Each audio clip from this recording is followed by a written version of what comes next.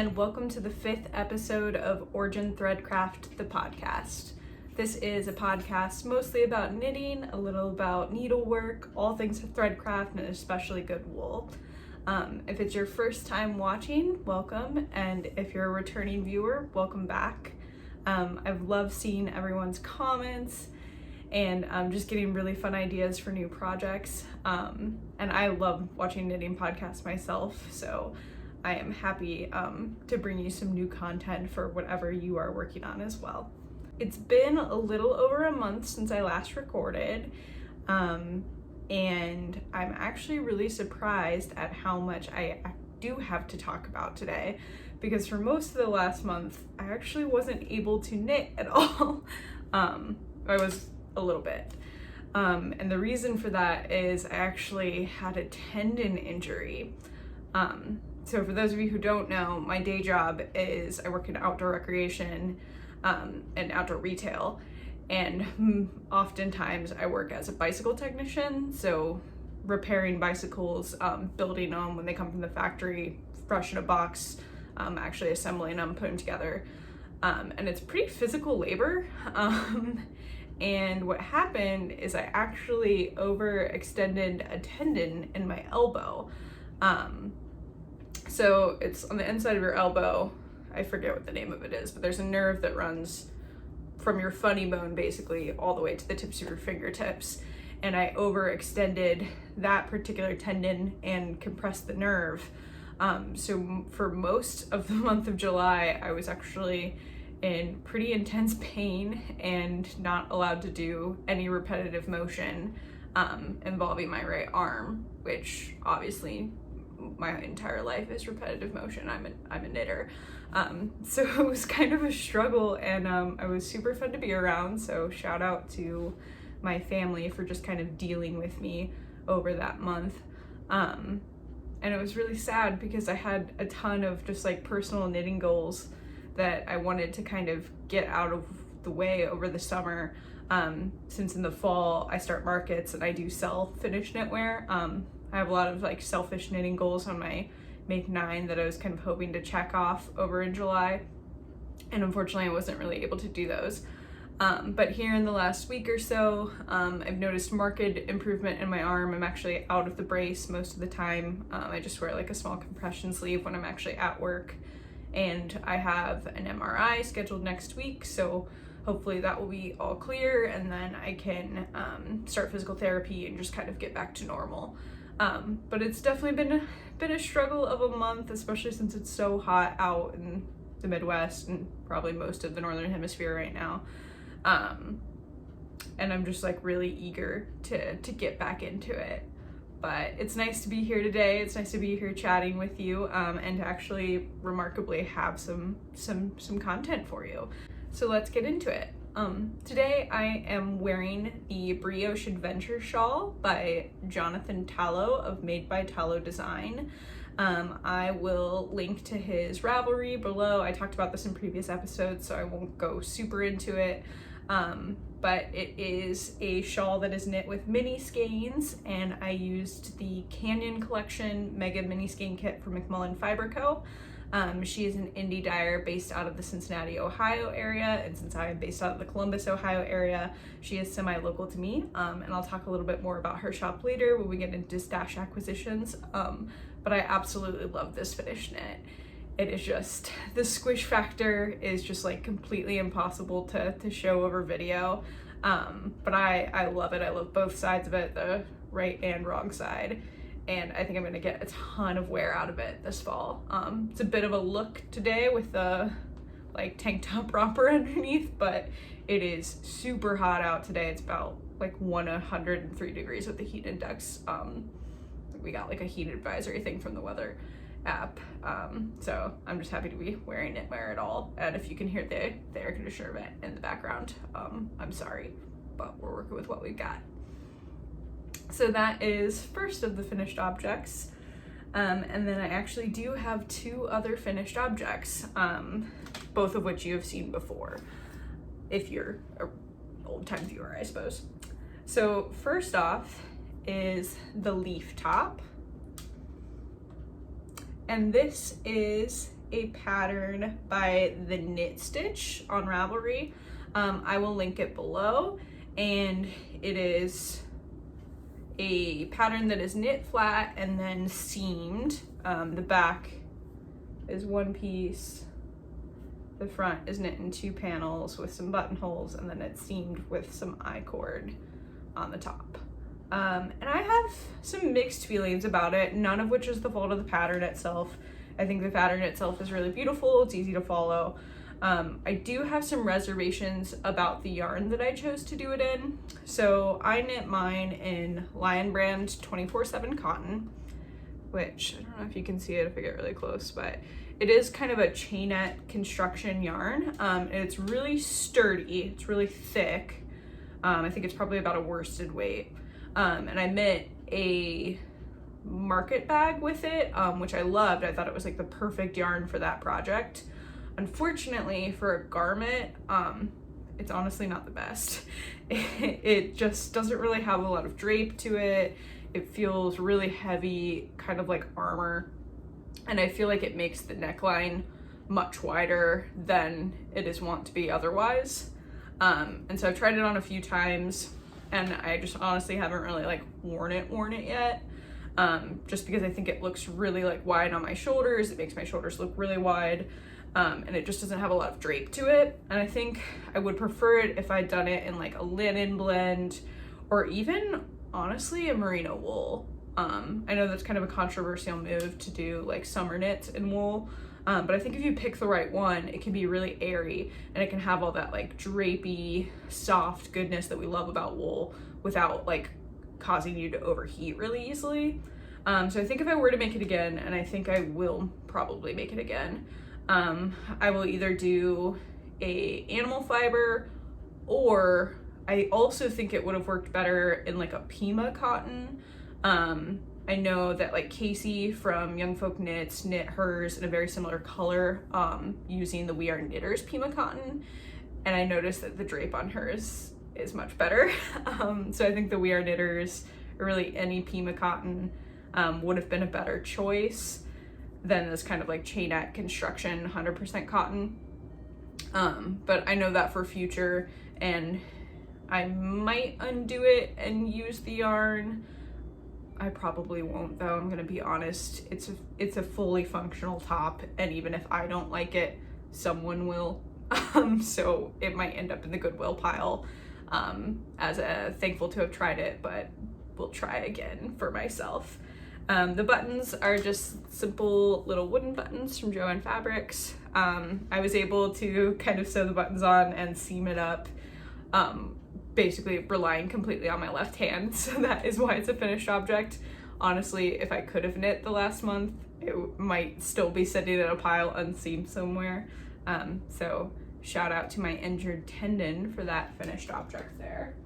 Alrighty, next finished object is the Curio sock, and this is a pattern by Drea Renee Knits, aka Andrea Mowry, and I'll get a little bit closer so you can see. I chose to do the reverse stockinette version, so these are actually knit inside out so that the garter bumps are what's visible, and then there's these kind of slip stitch garters along the side that add some structure and visual interest to it. And this was a great pattern. This is actually the first pair of socks that I've completed. I have knit like individual socks before, many years ago, but I've never actually completed a pair. So maybe, who knows, maybe this will convert me into a sock knitter. I really enjoyed doing it. I love the finished products. They fit like a glove, so I'm very pleased with that.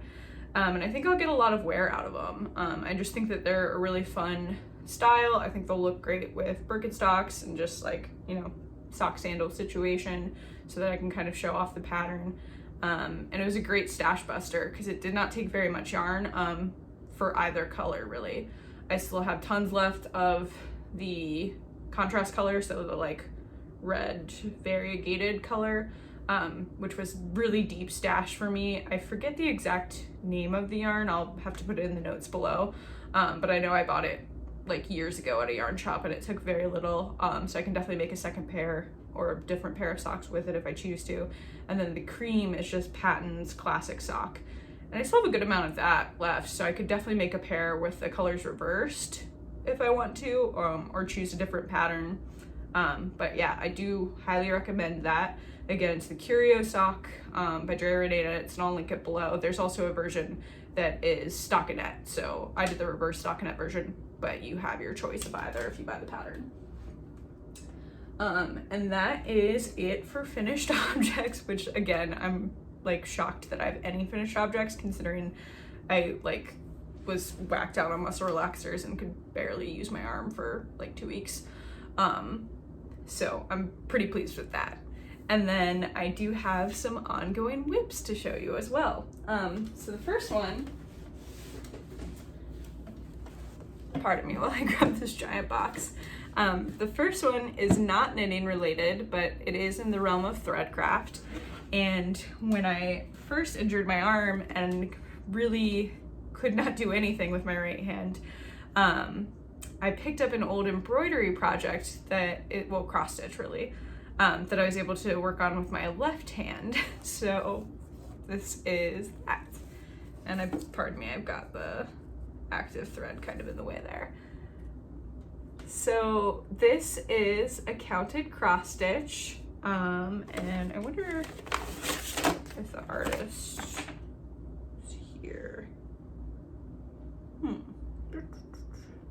Yes, okay, so this is designed by Susan Nicole. It's a counted cross stitch kit. That's what it's gonna look like when it's all done. And I purchased this at Joann Fabrics in like either December 2019 or January 2020. So it might even still be active. You might be able to get it yourself. And it's ambitious. It's a really big one. And I purchased this really before I got back into knitting. I've been knitting pretty much my whole life.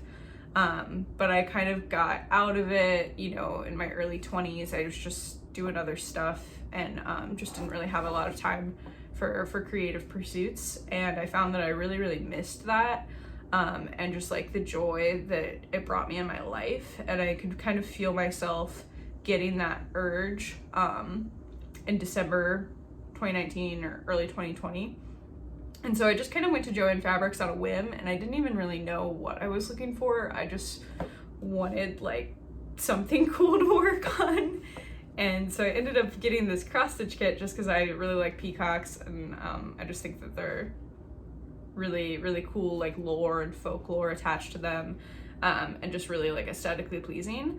And honestly, I knocked out the bulk of this in like March of 2020 because we all know what happened then. But I had a couple of weeks off work while we were like figuring out what the heck was going on in the world. And I honestly like did the bulk of this in that like 2 to 3 week period. And then I didn't really work on it after that because I got back into knitting and then just like dove headfirst into knitting. And this kind of sat to the wayside, but I forgot how much I really do enjoy embroidery. It's like one of those hobbies that's just completely like about the process for me, less so about the finished object. Like it honestly might take me years to complete this. And if it took me years to complete a knitting project, I'd be really like hard on myself. Whereas with cross stitch, like it's just something that I feel fine kind of working on in the background. So I'm excited. I did honestly not a ton on this just because it's kind of hard with your left hand, but it was nice to just have something to work on. And I got this like little embroidery, this is the only part of it, but I got like a little wooden embroidery stand off Amazon for like $20. And that allowed me to like stabilize it, like you sit on it to hold it steady, and then I could use my left hand to stitch and my right hand could just be like chilling off to the side with its little ice pack. And so that was really nice to just have something creative to work on. So that is one whip. And then my next work in progress, which I am using the bag that my bicycle helmet came in for my project bag. So I don't know, if you're in the market for a project bag, just go buy a bicycle helmet and use that. This is the Ripple Bralette by Jessie Maid, and I'm about halfway done with it, I would say. For this, I am using a yarn from Sorella. It is her Encanto collection. Encanto is the name of the colorway. It's from her Knitflix collection. And I love this yarn. I actually won it in an Instagram giveaway, which, full disclosure, I never win those things. My mom has a history of winning games of random chance. I honestly have won very few games of random chance in my life, so this was really exciting. I actually won a $100 gift card to her Knitflix drop, and this is one of the yarns that I chose. And it's a pretty simple pattern. It is a paid for pattern, so I'm not going to give too much away, but I will say I'm about halfway done, and also I will say this is about the only thing that I can really handle knitting on right now. I'm knitting it on my Luca Cipra needles, which are copper, and they're a US 4, which is about a 3.5 millimeter. And I find that fingering weight yarn on that size needle is like my happy place right now. The bottom band was done on, I think, a US 2, and that was like really difficult with my hand in the shape that it's in. And then I tried to make a hat the other day on really big needles, like a US 13 or 14, 13 or 15. And that was honestly kind of a struggle too, but this feels really good to knit on. And especially since I have started knitting continental more, where most of the movement is in my left hand, I found that it is much more doable with my like arm and the condition that it's in right now. So I'm really pleased to just be able to knit again, even if it's just like what feels really slow, even if it's like not making a ton of progress on this. I'm just really excited about it. So maybe next time that will be a finished object. We'll see. We'll see how far my arm progresses from here, but I'm just happy to be knitting again, honestly. Okay, the next work in progress that I've been working on kind of off and on is part of a knit along, or a make along really, because it's actually a crochet project. So if you're familiar with the yarn company Knit Collage, they do make alongs every fall and spring, where everybody kind of gets together and votes on a design, and then over 8 weeks you like make the project step by step. So each week it's broken down to like your goal for that week, and there's video classes that go alongside of it. And her yarn is just phenomenal. It's, if you haven't checked it out before, I will link it below. It's just the coolest, really interesting like art yarn, stuff that I would never like think to choose or design on my own. So I've wanted to be a part of those for a few years now, and I was really excited to kind of gift that to myself for my 30th birthday. I have not finished my project yet. There was a lot going on in between there where I was really excited about a couple like shellfish knit projects, and then obviously I got injured at the end of it, so I couldn't finish it then. But I will show you what I have so far. And it's actually, this little card has the sweater that I'm making on. I don't know if you can see it, but it's called the Corinne Cardi. I'll actually put a picture of it up there just so you can kind of visualize it. And it is a crocheted granny square cropped cardigan with knitted sleeves, so kind of a hybrid. And they sent this little like enamel pin to everyone who participated in the mail, and it's like a little granny square and it just says Knit Collage Make Along 2022.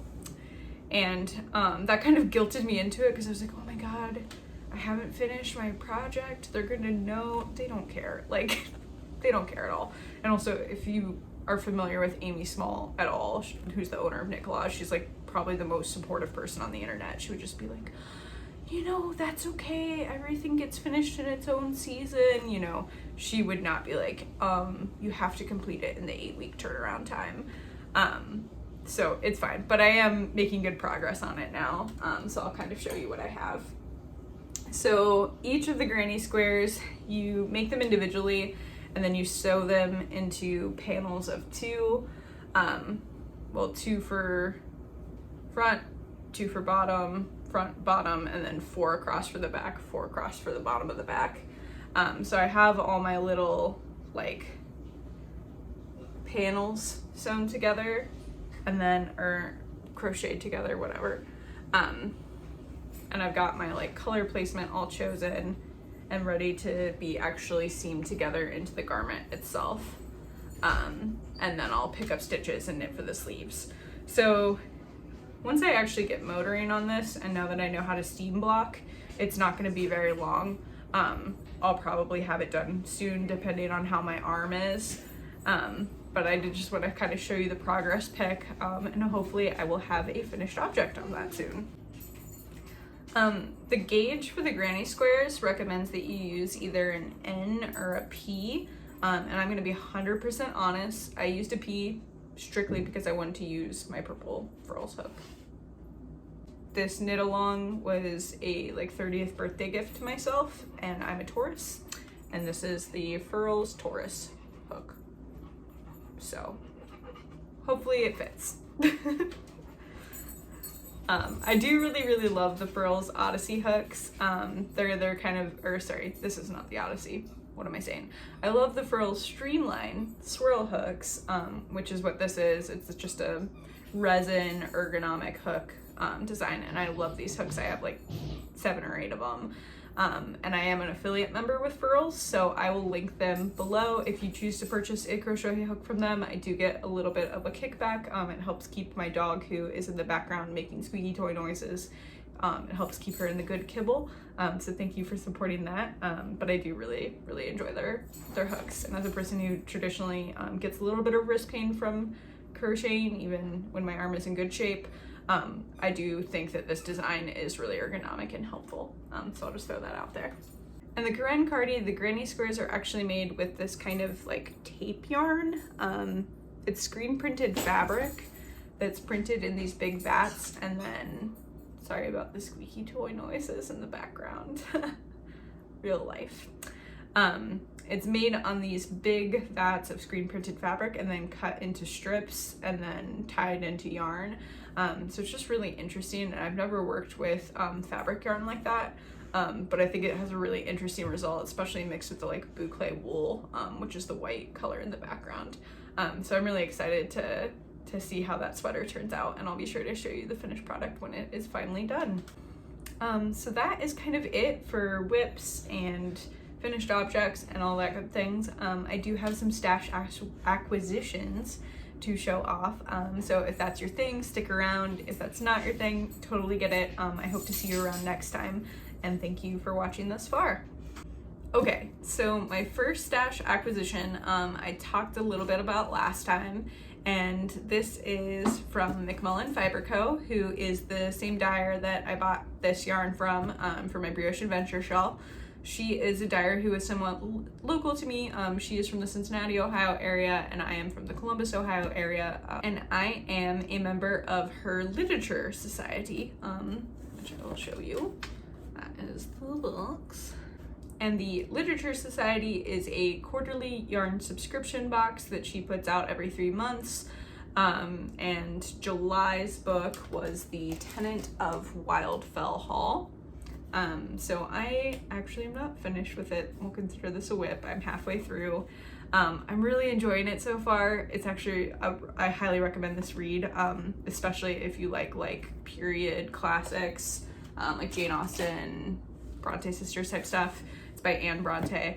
And I'm really enjoying it so far. I've just been reading so many other things in the month of July, and obviously dealing with the injury and everything. And I just haven't finished it yet, so I'm really motoring on it again now. I'll probably have it done in a week or 2, but I do recommend it. And that was the inspiration for July's box, which I'm going to do like a little unboxing here and show you.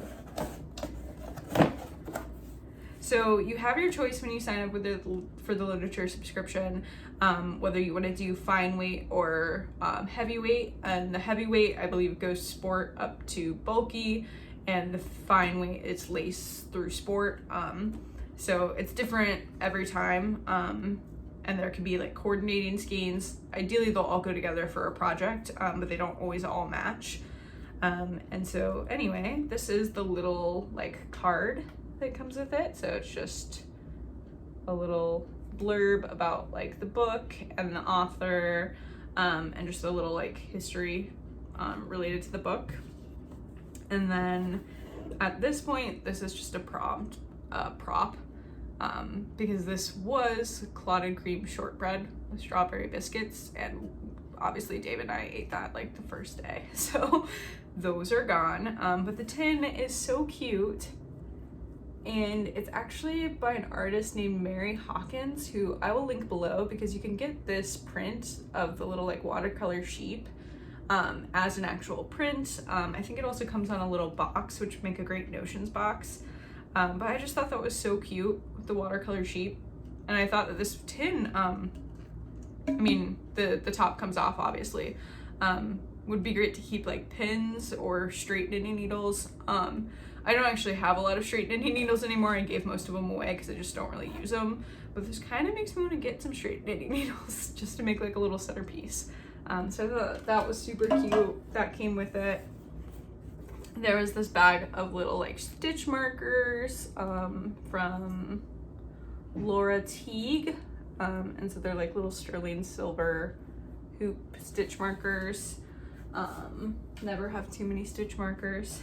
And then there was this little like DIY flower press, which I thought was super cute. And then the yarn. So let's get into the yarn. This was the main skein that came with it, and this is called Landscape Escape,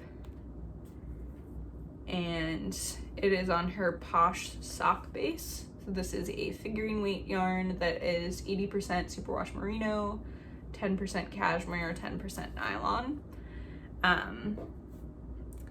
And the coordinating skein that came with this is actually a mohair, silk mohair.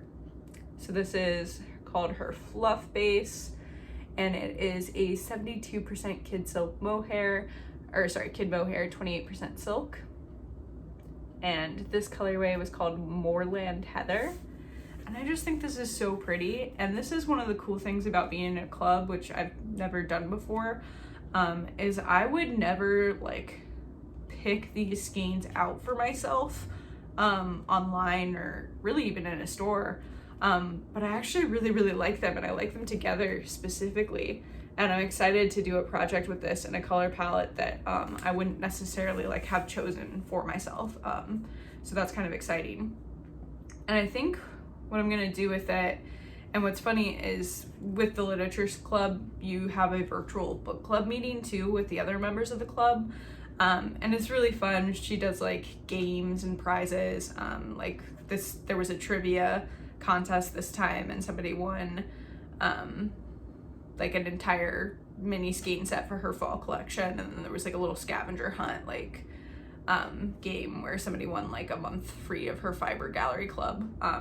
So there's just like fun things like that. But they were also talking about what patterns to use for this month's yarn, and she herself mentioned Andrea Mowry's Birds of a Feather shawl, which is funny because that is exactly what I was planning to do with this. And if you're familiar with that pattern, I'll try to put a picture up, but it's actually striped with a fingering weight yarn and then a kid silk mohair. So instead of being held double, which I feel like is what mohair is mainly used for, it kind of gets to shine on its own. And the yardage would work like perfectly with this. So I do think that's what I'm gonna end up doing. And I think I might throw it on my Make 9 for next year, which is kind of funny because when I said this is not really a color palette that like would jump out at me, most of the yarn that I have set aside for my Make 9 plans next year is like green and purple. So I don't know if there's something in the water, if that's just like really trendy right now, if that's going to be my new favorite colors, I don't know. But I thought that was kind of funny that most of the yarn I have set aside for next year's projects is like in the green and purple color family. And most of the yarn that I made for this year's project is all in this kind of like salmon, pink, yellow, blue, teal family. So I don't know if that's intentional, serendipitous accident, I don't know. But that is the Literature Society. Okay, and then I apologize, the next one is gonna be a little bit crinkly because I still have it in like the plastic poly mailers that it came in. But a little bit of background on this, I mentioned that I pre-ordered some yarn this spring, and it has serendipitously just started arriving right when I can't really use it. But it is still really exciting to get and to plan for and to like set aside patterns for it. And so this is from a dyer called Treehouse Knits, and she is based in the Austin, Texas area. I'll throw her Instagram and like her website below. She's awesome. Highly recommend checking her out. And I myself actually used to live in Austin, but unfortunately I did not know of her then. Otherwise I probably would have a lot more of her yarn. But anyway, a few months ago she did a Gilmore Girls collection, which I don't know, like every girl who grew up in like the mid 2000s, I definitely had a big Gilmore Girls phase, and the colorways for it were just like so good. I highly recommend going and like looking back on her Instagram feed because they were just like to die for. So I've been waiting on this fade set for a while, and I'm pretty excited to show you. It is in the crinkly still, and there's a lot of it, so I'm just gonna kind of hold it up together. It might make some noise, so sorry in advance about that. Ooh. Actually, I'm just gonna take it all out of the crinkling because it's falling out anyway, so bear with me for a moment. So this is all designed to go together as a fade set. I don't think I'm gonna be able to hold it all up at once, but I will show you each individually, and then I'll try to like hold it all up at once. So this is the color Bibliophage, and it's kind of getting darkened up on the camera, but it's this really beautiful like emerald green, soft blue, variegated color. And this is all on her cashmere sock base. So it's an 80% superwash merino, 10% cashmere, 10% nylon. And the next one is called Kim's Antiques, and it has a lot of the same green as the previous skein, and then it goes into some like caramel browns and just like muted ochres. And then the next skein is Boys Don't Like Funny Girls, which is a Mrs. Kim quote if you're not familiar. And it's this beautiful like soft caramel kind of camel color. And then the next one is I'll Make the Cookies, and it is this nice like soft pink mixed with kind of light yellow ochre. So if you can envision it, those four going together like that. And then I'll show you the other half of it. So next is the Dragonfly Inn, which is the inn that Lorelai owns on Gilmore Girls. And it has the notes of the pink and ochre and greens from the previous skeins, and also kind of leads into the next part of the fade, which is more blues. So this is Williams Hardware, which on the show is like the Luke Steiner is formerly known as Williams Hardware. That was his father's business that he ran out of it, and it's more blues and greens with a little bit of the brown thrown in for like continuity. And then the final skein of the fade set is called Luke Steiner, and it is like this all over deep blue teal situation. So I just think these look phenomenal together. I'm gonna try to hold them all up at once because she just really outdid herself. Pardon my like 7 chins as I try to do this.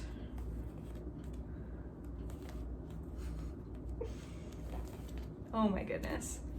I just can't wait. I think it's gonna be so good. Can you see it? I think it's gonna be just like such a good shawl. So for this, I am planning to do Andrea Mowry's Find Your Fade shawl. I feel like I definitely sound like a really big Andrea Mowry fangirl, which not that I'm not, I definitely am. But I think I've mentioned her patterns more in this episode than like any other time in my life. But I just feel like the Find Your Fade, it really demands like a killer yarn for something that iconic, and I think that yarn is going to be perfect for it. So I'm really super excited. I just can't wait. So I've been waiting on that pre-order for like 3 or 4 months, probably 4 months. Yeah, definitely since spring. So I'm really excited to finally have that in hand and to get to show you, and hopefully to have a finished product next year to show you. So that is kind of it for yarn stash acquisitions. I do have one book to show you too. I always like to kind of plug a book on the podcast if I can, and this is one that demands no introduction, but I'll give one anyway. It is Wilderness Knits by Linka Newman, and I will link her below. She is a phenomenal Norwegian knitwear designer, and she specializes especially in like these big like traditional Lopi sweaters, which is really kind of more like outerwear. These are like very, very serious garments that you can basically live outside in, even in the dead of winter. And if you have not checked out this book, I cannot recommend it enough. I mean, the photography in it alone is just like to die for. I really just want to knit every single thing in it. I mean, look at this like climbing sweater. I don't want to give too much away because that's probably illegal, but I mean, this will just, look at it. Just these beautiful, beautiful Lopi sweaters and like striking Norwegian fjords in the background. I can't recommend it enough. And it finally came out in English. So this took me a while to get. I ordered it from, I want to say it was a yarn store in England. I think a lot of the English copies sold out pretty quickly. But I do think it's getting reprinted, so there might be more copies available now. If I can find one, I'll link it below because I definitely recommend it. And I know it's also published in Norwegian and I think Finnish, and maybe Danish. I'll link all available copies below, but if you're not familiar with Linka, I highly recommend her books. She is just phenomenal, and I honestly want to knit every single sweater in this. So hopefully later this year I'll be able to get my hands on some Alpha Sloopy, some Lopi style Atlantic yarn, and actually be able to cast one on. Yeah, so that's kind of it for the podcast. Thanks for hanging out with me. I think it was kind of a long one, which I didn't really expect it to be that long since I couldn't knit for most of the month, but I guess I had a lot more to talk about than I thought. So thanks for bearing with me. Thanks for bearing with my dog playing with the squeaky toys in the background. And yeah, I hope to see you at the next one. So thank you so much. If you enjoyed this video, please give it a like. Please subscribe if you're not subscribed already. That helps me out a lot. And if you want to follow along, I'm Origin Threadcraft over on Ravelry and Origin Threadcraft on Instagram and my own website and pretty much on all the things, which will all be linked below. So thank you so much for hanging out, and I will see you next time.